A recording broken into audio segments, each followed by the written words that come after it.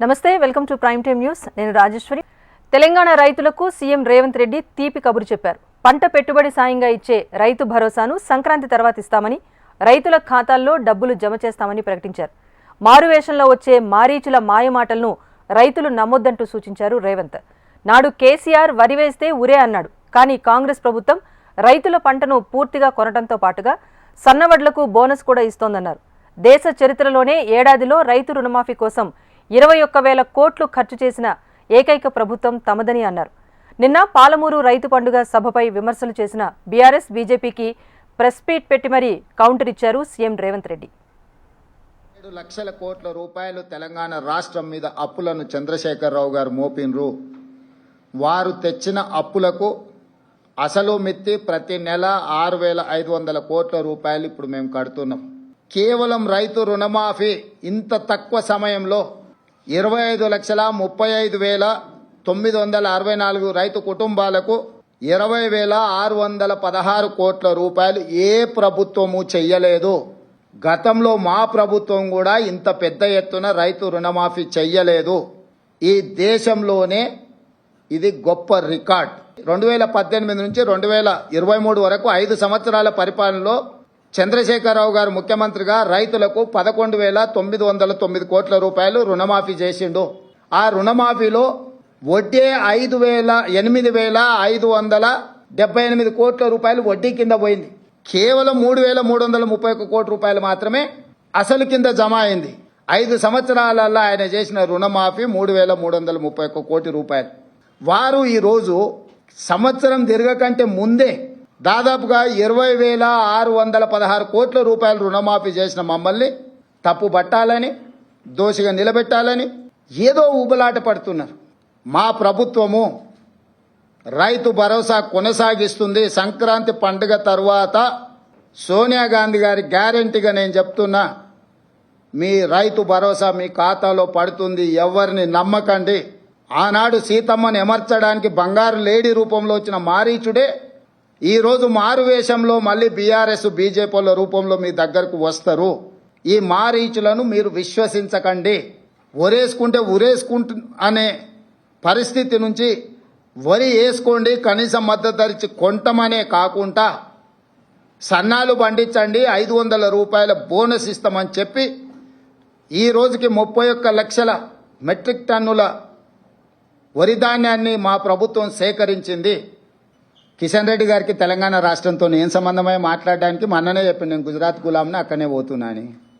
ఆయనకేం అర్హత ఉంది?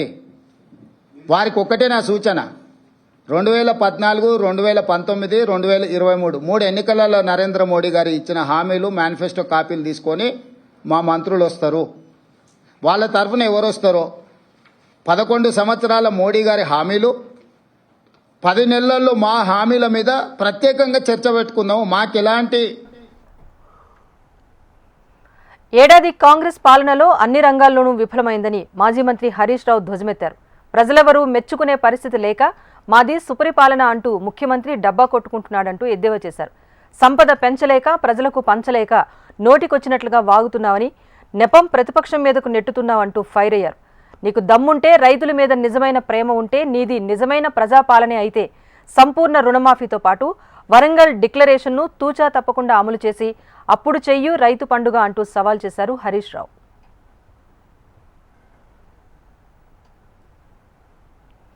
తెలంగాణలో కాంగ్రెస్ ప్రభుత్వం ఏర్పడి ఏడాది కావస్తున్న సందర్భంగా ఎన్నికల్లో ఇచ్చిన హామీల అమలుపైన నిలదీసింది బీజేపీ.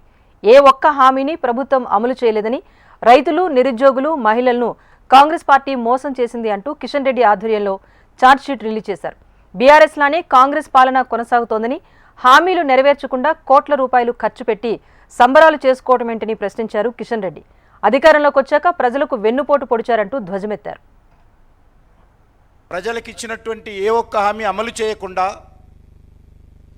ఈరోజు విజయోత్సవాల పేరుతో ముఖ్యమంత్రి గారు మరి పెద్ద పెద్ద సభలు పెట్టి కోట్లాది రూపాయలు ఖర్చు పెట్టి ప్రజాధనాన్ని సభలు జరుపుతున్నప్పుడు ప్రజలు ఈరోజు మరి తమకిచ్చినటువంటి హామీల గురించి ప్రశ్నిస్తున్నటువంటి పరిస్థితి ఉన్నది.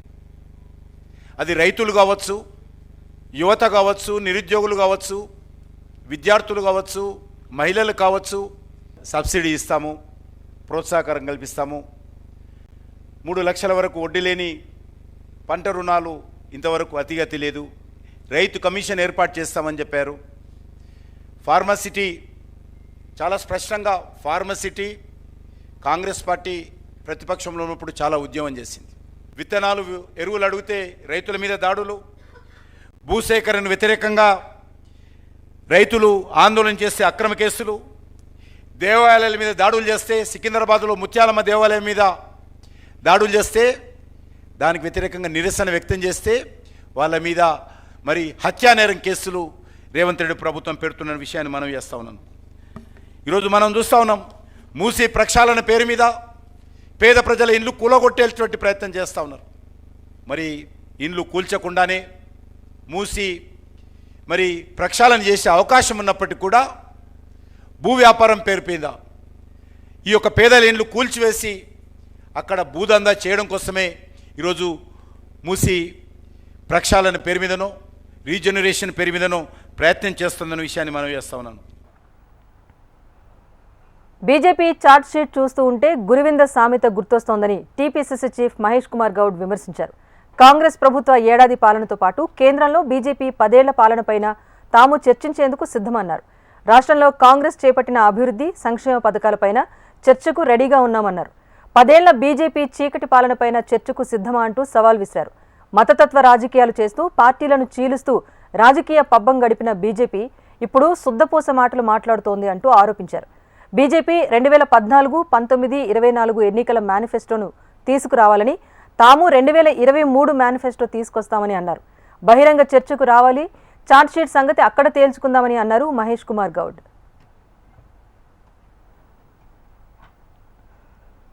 బీఆర్ఎస్ పాలనలో నిరుద్యోగం పెరిగిందని రాష్ట్ర నీటిపారుదల శాఖ మంత్రి ఉత్తమ్ కుమార్ రెడ్డి ఆరోపించారు. పెద్దపల్లి జిల్లా కలెక్టరేట్లో నిర్వహించిన సమావేశంలో ఉమ్మడి కరీంనగర్ జిల్లాలోని ప్రాజెక్టులు, ధాన్యం కొనుగోలు ప్రక్రియపైన కలెక్టర్లతో సమీక్ష నిర్వహించారు.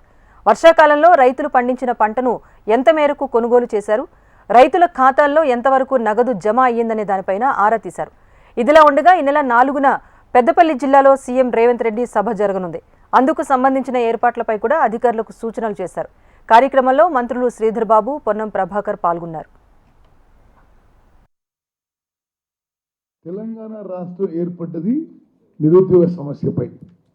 కానీ దురదృష్టవశాత్తు 2014 నుంచి 2023 వరకు పరిపాలించిన వాళ్ళు ఈ సమస్యపై వాళ్ళు దృష్టి సారించలేదో, నిర్లక్ష్యమో, అసమర్థతనో అది వాళ్ళకే వదిలేస్తున్నాం. కానీ unemployment problem increase in the last 10 years of Telangana. From the day we were sworn in on 7th December 2023, మరి ఎంప్లాయ్మెంట్ విషయంలో మేము మా ప్రభుత్వం పూర్తిగా కేంద్రీకరిస్తుంది.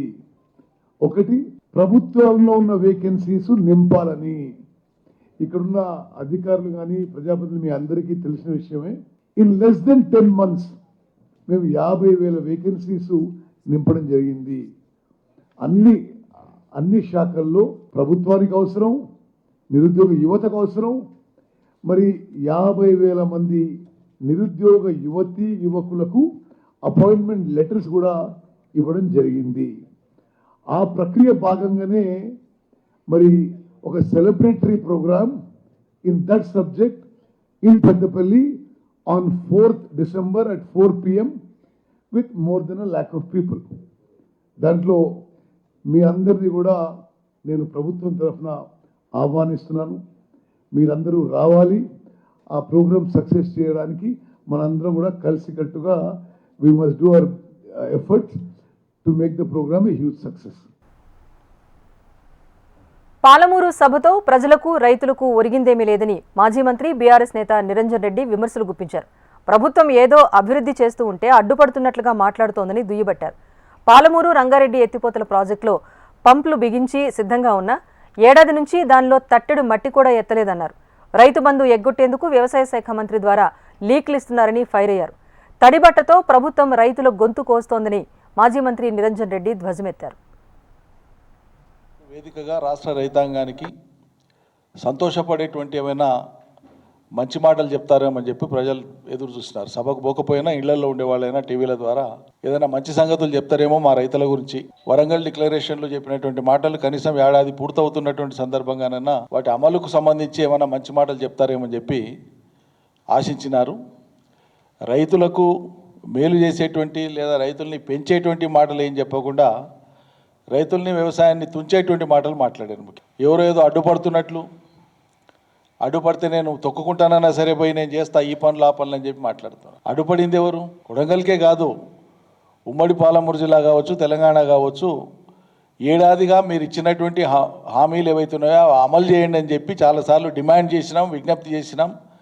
ప్రజలు గగోలు పెడుతున్నారు, అడుగుతున్నారు, అమలు చేయమని అడుగుతున్నారు. డిసెంబర్ 3న ఏపీ కేబినెట్ భేటీ జరగనుంది. ఉదయం 11 గంటలకు సెక్రటేరియట్లో సీఎం చంద్రబాబు అధ్యక్షతన మంత్రివర్గం సమావేశం కానుంది. ఈ భేటీలో కీలక అంశాలపై చర్చించబోతున్నారు. ఏపీలోని ప్రస్తుత రాజకీయ పరిస్థితులు, పేదలకు రేషన్ కార్డుల జారీ, సూపర్ 6 పథకాలు, ఇసుక పాలసీ, ఎన్నికల హామీలు సహా పలు అంశాలపై మంత్రిమండలి చర్చించనుంది. తొలుత డిసెంబర్ 4న ఏపీ కేబినెట్ జరుగుతుందని ఉత్తర్వులు జారీ చేసినప్పటికీ ఆ తర్వాత సమావేశాన్ని డిసెంబర్ 3వ తేదీకి మారుస్తూ ఆదేశాలిచ్చారు ప్రభుత్వ ప్రధాన కార్యదర్శి నీరబ్ కుమార్ ప్రసాద్.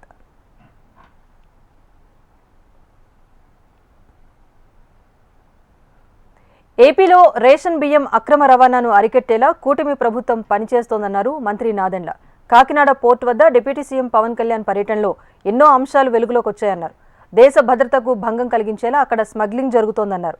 తనిఖీల్లో 51,427 మెట్రిక్ టన్నుల బియ్యాన్ని పట్టుకున్నామని, 13 కంపెనీలపైన చర్యలు తీసుకోవాలని ఆదేశించామన్నారు మంత్రి. కిలో 10 రూపాయల చొప్పున ప్రజల నుంచి రేషన్ బియ్యం కొనుగోలు చేసి స్మగ్లింగ్ కోసం పంపిస్తున్నారన్నారు. రేషన్ బియ్యం మాఫియా జగన్ హయాంలో రెచ్చిపోయిందని, దీని వెనుక ఎవరున్నారో బయటకు లాగుతున్నామన్నారు. కాకినాడను స్మగ్లింగ్ డెన్గా మార్చింది ఎవరు? గత ప్రభుత్వంలో ఇంత అవినీతి జరిగితే జగన్కు తెలియకుండా ఉంటుందా అని ప్రశ్నించారు నాదెండ్ల. వ్యాన్ల ద్వారా రాష్ట్ర వ్యాప్తంగా నెట్వర్క్ ఏర్పాటు చేసుకుని బియ్యం సేకరించడం మొదలుపెట్టారు. ప్రభుత్వానికి 43 రూపాయల 40 పైసలు ఖర్చు అయ్యే, ప్రతి కిలో ఖర్చు అయ్యే ఈ బియ్యాన్ని క్షేత్రస్థాయిలో వీళ్ళు 10 రూపాయలకే తీసుకుని వెళ్ళిపోవడం. చాలా చోట్ల మీరు సరైన సమయంకి రాలేదు, వ్యాన్ వెళ్ళిపోయింది కాబట్టి మీకు సరుకు ఇవ్వమని చెప్పడం. ఈ విధంగా వీళ్ళు పక్కడబందీగా ఒక గ్రీన్ ఛానల్ ఏర్పాటు చేసుకుని చిత్తూరు నుంచి, శ్రీకాకుళం నుంచి నేషనల్ హైవే మీద నేరుగా కాకినాడకి ఎక్కువ శాతం ఈ బియ్యం తరలించే విధంగా ఒక పక్కడబందీ కాన్స్పిరసీ చేసి వీళ్ళు చేశారు. ఆంధ్రప్రదేశ్ తీరంలో ఏ పోర్టుకి లేని విధంగా కాకినాడ పోర్టులో రైస్ ఎగుమతి జరిగింది. కాకినాడలో రైస్ ఎగుమతి విలువ ఈ 3 సంవత్సరాల్లో 48,537 కోట్ల రూపాయలు. కాకినాడ సీ పోర్ట్స్ లిమిటెడ్కి ఆరబిందో రియాలిటీ ఏ విధంగా దూరింది? ఎందుకు మీరు జిఎంఆర్ దగ్గర నుంచి ఎస్సీజెడ్ లాగేసుకున్నారు? కాకినాడకి చెడ్డ పేరు తీసుకొచ్చింది ఎవరు? కాకినాడని ఒక స్మగ్లింగ్ డెన్గా మార్చింది ఎవరు? గౌరవ ముఖ్యమంత్రి గారు కూడా చాలా స్పష్టంగా ఆదేశించారు. ఈ స్మగ్లింగ్ మాఫియాని, రైస్ స్మగ్లింగ్ మాఫియాని ఎట్టి పరిస్థితుల్లో కూడా మనం ఈ రాష్ట్రం నుంచి తొలగించాలి. హెచ్ఐవి రోగుల పట్ల మానవతా దృక్పథంతో ఉండాలని కేంద్ర ఆరోగ్య శాఖ మంత్రి జేపీ నడ్డా తెలిపారు. ప్రపంచ ఎయిడ్స్ దినోత్సవం సందర్భంగా నిర్వహించిన సభలో ఆయన ప్రసంగించారు.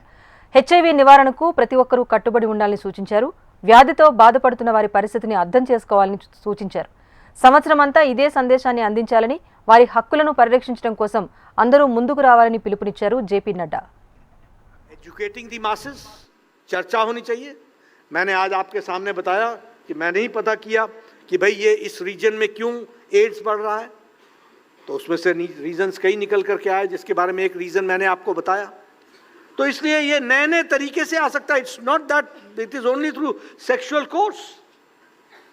अनजाने में हो सकता है, किस तरीके से हो सकता है उसको सोचना चाहिए. इसलिए we have to be very cautious, number 1, and we have to bring mass awareness. और मास अवेयरनेस में सबसे पहली बात तो इस ताबू को निकाल दो कि इसकी चर्चा नहीं होनी चाहिए. जब मैं इतने खुले मन से चर्चा कर रहा हूं तो आप भी अपने सब जगहों पर चर्चा कीजिए और लोगों को बताइए और मास अवेयरनेस लाने की कोशिश कीजिए. Second is promoting healthy behaviour. Healthy behaviour के प्रति हम लोगों को हमेशा सजग रहना चाहिए. और हेल्दी बिहेवियर में बहुत सी चीज़ें आती हैं. आप जाएंगे ART सेंटर में तो वो आपको बता देंगे, लेकिन वो हेल्दी बिहेवियर्स को हमको ध्यान में रखना चाहिए. और तीसरा, जिन लोगों को HIV है उनको अपने आत्मसात करना चाहिए, उनको जीवन में मुख्य धारा में शामिल करना चाहिए, ये हमको ध्यान में रखें। और इसीलिए विलेज लेवल की मीटिंग्स हों, फोक परफॉर्मेंसेज हों, स्कूल में आउटरीच हो। मैं यहाँ ये भी कहना चाहता हूँ नीति निर्धारकों को और बाकी लोगों को, प्रदेश के लोगों को भी, स्कूल में 9th-10th के बच्चों से के बीच में इसके बारे में एजुकेशन होनी चाहिए, उनको बताना चाहिए। ऐसे हमारे यहाँ चल रहा है इस तरह, लेकिन ये अवेयरनेस होनी चाहिए, इसकी चर्चा से हमको दूर नहीं जाना चाहिए। और उनको अवेयरनेस लाने के लिए जो IEC कैंपेन्स हैं उसको हमको पूरा करना चाहिए। బీజేపీ పాలసీల నుంచి దేశాన్ని కాపాడటమే తన కర్తవ్యమని వాయనాడ్ ఎంపీ ప్రియాంక గాంధీ అన్నారు. వాయనాడ్లో నిర్వహించిన బహిరంగ సభలో బీజేపీపై ఆమె విమర్శలు చేశారు. బీజేపీ విభజన రాజకీయాల నుంచి ప్రతి భారతీయుడిని కాపాడేందుకు కృషి చేస్తా అన్నారు. పార్లమెంట్లో మాట్లాడేందుకు అవకాశం కల్పించిన వాయనాడ్ ప్రజలకు ఎప్పటికీ రుణపడి ఉంటానని, ప్రతి పౌరుడి హక్కుల కోసం పోరాడతాను అన్నారు Priyanka. I am deeply grateful to you for the love, for the support, the affection and the honor you have given me of making me your member of parliament. It is a battle for everything that our ancestors believed in and fought for.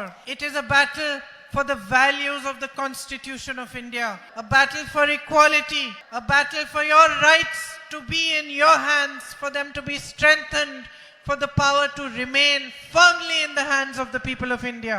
It is a battle to save the institutions of democracy from the destructiveness of the BJP and its policies, and to protect every single Indian, no matter what religion, no matter what caste he belongs to, no matter what gender he or she belongs to. It is a battle to protect you from the divisiveness, from the separation that the BJP is trying to put inside your heart.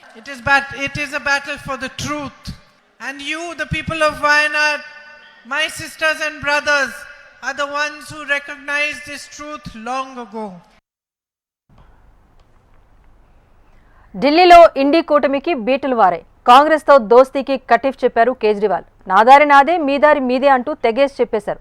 రానున్న Delhi assembly ఎన్నికల్లో కాంగ్రెస్తో కలిసి పోటీ చేయబోనని, ఒంటరిగానే బరిలోకి దిగుతామని ఆప్ జాతీయ convener Kejriwal ప్రకటించారు. Delhi assembly ఎన్నికల్లో కాంగ్రెస్తో పొత్తు ఉండదని ఆమ్ ఆద్మీ పార్టీ కన్వీనర్ అరవింద్ కేజ్రీవాల్ స్పష్టం చేశారు. వచ్చే ఏడాది ఫిబ్రవరిలో ఢిల్లీ అసెంబ్లీ ఎన్నికలు జరగబోతున్నాయి. ఈ నేపథ్యంలో అరవింద్ కేజ్రీవాల్ ఇలాంటి ప్రకటన చేయటం ఇండి కూటమికి పెద్ద ఎదురుదెబ్బ తగిలినట్టుగా అయింది. లోక్సభ ఎన్నికల్లో ఆప్, కాంగ్రెస్ రెండూ కలిసే పోటీ చేశాయి. కానీ ఒక్క సీటు కూడా గెలవలేకపోయాయి. మొత్తం లోక్సభ స్థానాలను బీజేపీనే కైవసం చేసుకుంది.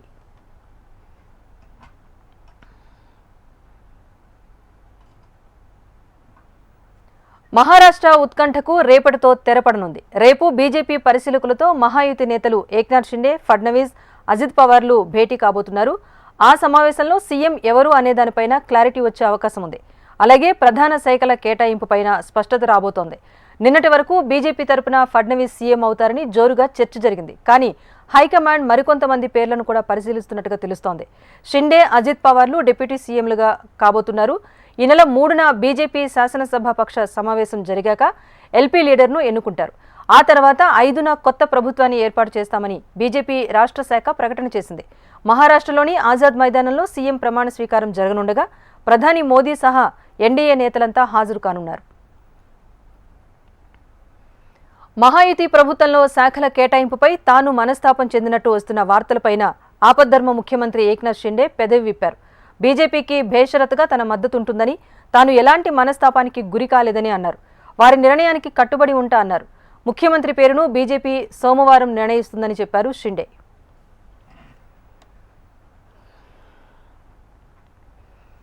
సీఎం రేవంత్ రెడ్డిని తెలంగాణ పబ్లిక్ సర్వీస్ కమిషన్ నూతన చైర్మన్ బుర్రా వెంకటేశం మర్యాదపూర్వకంగా కలిశారు.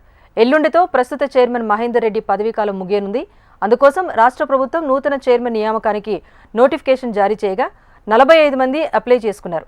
వారిలో బుర్రా వెంకటేశంను నూతన టీజీపీఎస్సీ చైర్మన్గా నియమిస్తూ ఉత్తర్వులు జారీ చేసింది ప్రభుత్వం. 1995 ఐఏఎస్ బ్యాచ్కు చెందిన వెంకటేశం రాజ్భవన్ సెక్రటరీ, విద్యాశాఖ ప్రిన్సిపల్ సెక్రటరీ, బీసీ సంక్షేమ కార్యదర్శిగా విధులు నిర్వహించారు. అయితే నూతన చైర్మన్గా బాధ్యతలు చేపట్టబోతున్న నేపథ్యంలో సీఎం రేవంత్ను ఆయన నివాసంలో మర్యాదపూర్వకంగా కలిసి పుష్పగుచ్చాన్ని అందించారు.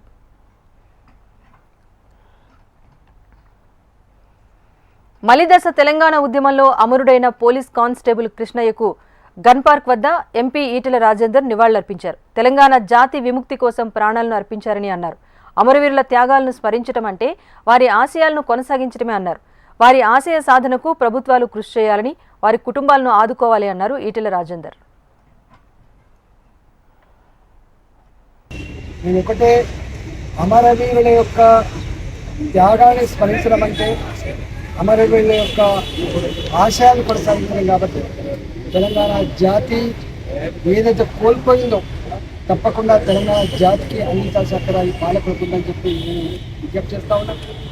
ఇవాళ తెలంగాణ అమరవీరుల కుటుంబాలకు ఉద్యోగాలు కానీ, వాళ్ళకి ఇంటి స్థలాలు కానీ, వాళ్ళకు ఇల్లు కట్టించేది కానీ, వాళ్ళకి నెలకు పెన్షన్ ఇచ్చేది అమలు చేసిందో తప్పకుండా ఇవ్వాలని చెప్పి సందర్భంగా మనసుకుంటాం. త్యాగాల పునాది మీదే తెలంగాణ రాష్ట్రం ఏర్పడింది. కాబట్టి ఏ ఒక కుటుంబమో ఒక వ్యక్తం చేసిన వచ్చింది కాదు. కాబట్టి త్యాగాల పునాదుల మీద ఏర్పడేటువంటి ఆ త్యాగాలకి ప్రభుత్వం ఏదైతే అష్యూరెన్స్ ఇచ్చిందో అవి తప్పకుండా నెరవేర్చాలని చెప్పి కోరుకుంటున్నాం. ఎస్సీ వర్గీకరణ పేరుతో పూర్తిగా రిజర్వేషన్లే తొలగించే కుట్ర జరుగుతోందని ఎమ్మెల్యే వివేక్ వెంకటస్వామి ఆరోపించారు. సికింద్రాబాద్లో నిర్వహించిన మాలల సింహగర్జన సభలో ఆయన కీలక వ్యాఖ్యలు చేశారు. కుల వివక్షకు గురవుతున్న వారంతా ఆర్టికల్ 341 ద్వారా హోమోజీనియస్ గ్రూప్ అని అంబేద్కర్ చెప్పారని, అందుకోసమే రిజర్వేషన్లు కల్పించారని అన్నారు. రిటైర్డ్ సుప్రీంకోర్టు ప్రధాన న్యాయమూర్తిగా ఉన్న చంద్రచూడ్ కుల వివక్షతోనే తీర్పిచ్చారని ఆరోపించారు. క్రిమీ లేయర్ ఇంట్రడ్యూస్ చేసి భవిష్యత్తులో రిజర్వేషన్లను తీసే ప్రణాళికలు చేస్తున్నారంటూ హాట్ కామెంట్స్ చేశారు. బాబాసాహెబ్ అంబేద్కర్ గారు ఏదైతే మనకు రాజ్యాంగం ద్వారా మనకు ఆర్టికల్ 341లో ఏదైతే ఇచ్చారో, ఈ హోమోజీనస్ గ్రూప్ దళితులందరూ కూడా హోమోజీనస్ గ్రూప్, వీళ్ళందరికీ కూడా కుల వివక్ష వలనే రిజర్వేషన్స్ కల్పించాలని చెప్పి బాబాసాహెబ్ అంబేద్కర్ గారు ఆర్టికల్ 341 ఇంట్రడ్యూస్ చేయడం జరిగింది. కానీ మొన్న సుప్రీంకోర్టు, ఇప్పుడే చాలామంది చెప్పినారు, చంద్రచూడ్ గారు వారు ఎక్కడో చీఫ్ జస్టిస్గా, వారి తండ్రి చీఫ్ జస్టిస్గా ఉన్నాడు. వారిని కూడా నిజంగా ఈ ఏదైతే క్రీమీ లేయర్ అని చెప్పి 2 రిజర్వేషన్స్ తర్వాత రిజర్వేషన్స్ ఉండొద్దని చెప్పి ఏదైతే చంద్రచూడ్ గారు స్టేట్మెంట్ ఇచ్చారో వారికి యాక్చువల్లీ వర్తిస్తుంది. వారి నాన్నగారు 11 సంవత్సరాలు సుప్రీంకోర్టు జడ్జిగా ఉన్నప్పుడు మళ్ళీ సుప్రీంకోర్టు జడ్జి ఎట్లా అవుతాడు? ఆయన కూడా నిజంగానే వాళ్ళ కుల వివక్ష ఏదైతే ఆయన దాంట్లో ఉందో అది జడ్జిమెంట్లో మనకు స్పష్టంగా కనబడుతుంది. మనము దీన్ని వ్యతిరేకించే అవసరం ఉన్నది. లేకుంటే ఈ ఆర్టికల్ 341 ఏదైతే మార్చిందో సుప్రీంకోర్టు, దాని వలన ఫ్యూచర్లో మన రిజర్వేషన్స్ అన్ని కూడా పోయే అవకాశం ఉంది. ఇది ఒక కుట్ర. ఈ కుట్ర వలన ఎట్లా రిజర్వేషన్స్ తీసేయాలి, ఈ క్రీమీ లేయర్ ఇంట్రడ్యూస్ చేసి మళ్ళా ఫ్యూచర్లో ఈ క్రీమీ లేయర్ తర్వాత రిజర్వేషన్స్ కూడా తొలగించాలని చెప్పి ఈ కుట్ర వేసిన జడ్జిమెంట్లో మనమందరం కూడా వ్యతిరేకిస్తున్నాము. ఫెంజాల్ సైక్లోన్ ధాటికి తమిళనాడు గజగజ వణికిపోతోంది. 3 రోజుల క్రితం ఏర్పడిన తుపాను మహాబలిపురం, కరైకల్ వద్ద తీరం దాటినట్టు వాతావరణ శాఖ వెల్లడించింది. ఇది పశ్చిమ నైరుతి దిశగా నెమ్మదిగా కదులుతూ క్రమంగా బలహీనపడనుందని, ఈ నేపథ్యంలో మోస్తరు నుంచి భారీ వర్షాలు కురుస్తాయని పేర్కొంది. తుపాను తమిళనాడుపై తీవ్ర ప్రభావాన్ని చూపించింది. భారీగా వర్షాలు కురవటం కారణంగా చెన్నై సహా పలు జిల్లాల్లో రాకపోకలు స్తంభించిపోయాయి. గడిచిన 34 గంటల్లో చాలా ప్రాంతాల్లో 20 సెంటీమీటర్ల నుంచి 27 సెంటీమీటర్ల మధ్య వర్షపాతం నమోదైంది. చెన్నై నగర వ్యాప్తంగా 134 ప్రాంతాలు నీట మునిగినట్టు అధికారులు అంచనా వేశారు. కుండపోత వర్షాలతో సహాయక చర్యల్లోనూ తీవ్ర జాప్యం జరుగుతోందన్నారు. బలమైన గాలుల కారణంగా చాలా ప్రాంతాల్లో చెట్లు నేలకూలాయని, వాటిని తొలగిస్తున్నట్లు అధికారులు తెలిపారు. చెన్నై విమానాశ్రయంలోకి నీరు చేరటంతో శనివారం తాత్కాలికంగా విమానాశ్రయాన్ని మూసివేశారు. దీంతో 55 విమానాలు రద్దయ్యాయి. మరో 12 విమానాలను దారి మళ్లించారు. భారీ వర్షాల కారణంగా రైళ్ల రాకపోకలకు సైతం తీవ్ర అంతరాయం కలుగుతోంది.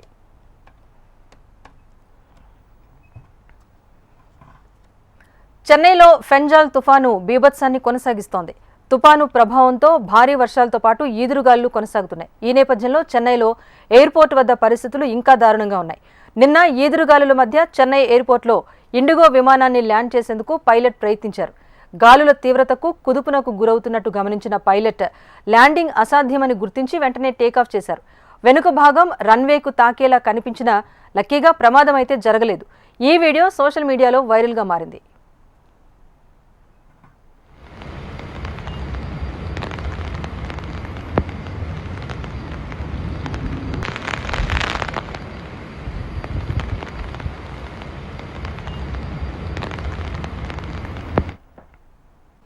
అమెరికా అధ్యక్షుడిగా ఎన్నికైన డొనాల్డ్ ట్రంప్తో కెనడా ప్రధాని జస్టిన్ ట్రూడో భేటీ అయ్యారు.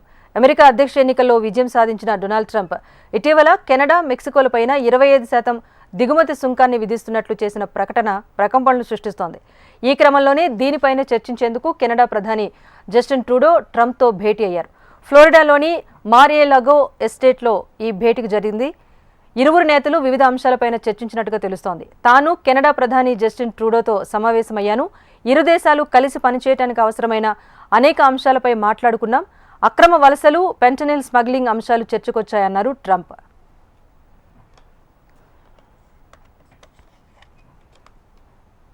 ఇది prime time news update. Keep watching HM TV. వార్త ఆగదు, నిజం దాగదు.